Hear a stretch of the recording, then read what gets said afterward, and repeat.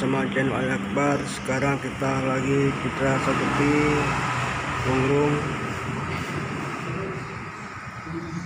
sambil masakan kopi sari Aceh guys, ya guys. Inilah dia musimnya guys. Banyak pengunjungnya, pemuda dan orang tua Aceh guys, menikmati kopi sari Aceh guys, ya guys.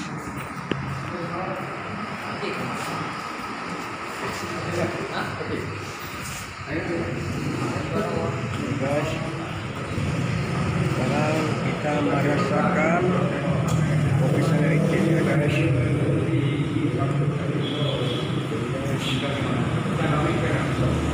Banyak pengunjungnya nih guys.